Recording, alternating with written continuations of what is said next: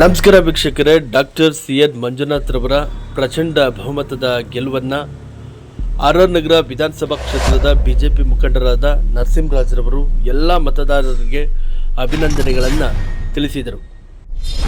Doctor CN. Manjunath doctor ಬಗ್ಗೆ ಹೇಳ್ಬೇಕು ಅಂತಂದ್ರೆ ಅವರೊಂದು ಶಕ್ತಿ ಅಂತಾನೆ ಹೇಳ್ಬೋದು. ಇವತ್ತು ಎಷ್ಟೋ ಹೃದಯಗಳಿಗೆ ಅವರು ಮಿಡಿದಿದ್ದಾರೆ. ಅವರು ಎಷ್ಟೋ ಜನಕ್ಕೆ ಒಂದು ಸೇವೆ ಅನ್ನೋದನ್ನ ಕೊಟ್ಟಿದ್ದಾರೆ.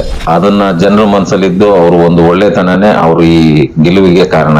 ಹಾಗೂ ಇಲ್ಲಿ ಶಾಸಕರುಗಳು ಏನಿದ್ದಾರೆ ನಮ್ಮ ಇದರಲ್ಲಿ ಬೆಂಗಳೂರು ಗ್ರಾಮಾಂತರ ಲೋಕಸಭಾ ಕ್ಷೇತ್ರದ ಶಾಸಕರ ಪರಿಶ್ರಮ, ಅದರಲ್ಲೂ ವಿಶೇಷವಾಗಿ ನಮ್ಮ ಆರ್.ಆರ್. ನಗರದ ಶಾಸಕರಾದಂಥ ಜನಪ್ರಿಯ ಶಾಸಕರಾದಂಥ ಮುನಿರತ್ನ ಅವರ ಒಂದು ಕೊಡುಗೆ ಅಪಾರವಾದದ್ದು. ಅದರಲ್ಲಿ ವಿಶೇಷವಾಗಿ ಮಂಡ್ಯದಲ್ಲಿ ನಮ್ಮ ಕುಮಾರಣ್ಣವರು ಗೆದ್ದಿದ್ದು ಒಂದು ಅದ್ಭುತವಾದಂಥ ಶಕ್ತಿ. ಇವತ್ತು ನರೇಂದ್ರ ಮೋದಿ ಅವರ ಕೈ ಬಲಪಡಿಸುವಂಥ ಒಂದು ಶಕ್ತಿನ ಕುಮಾರಣ್ಣವ್ರು ಕೊಟ್ಟಿದ್ದಾರೆ. ಅದರಲ್ಲಿ ಪರಿಶ್ರಮ, ಅದರಲ್ಲಿ ಎಲ್ಲರಿಗಿಂತ ಉತ್ತಮವಾದಂಥ ಕೆಲಸ ಮಾಡಿದಂಥವ್ರು ನಮ್ಮ ಶಾಸಕರು.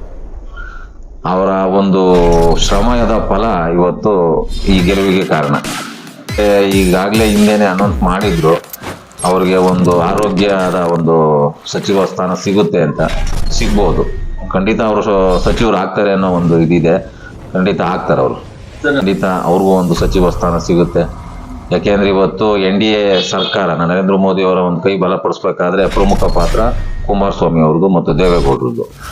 ಇವತ್ತು ಆ ಕೈನ ಬಲಪಡಿಸ್ಬೇಕಾದ್ರೆ ಕುಮಾರಸ್ವಾಮಿ ಅವರಿಗೆ ಸಚಿವ ಸ್ಥಾನ ಕೊಡಲೇಬೇಕು.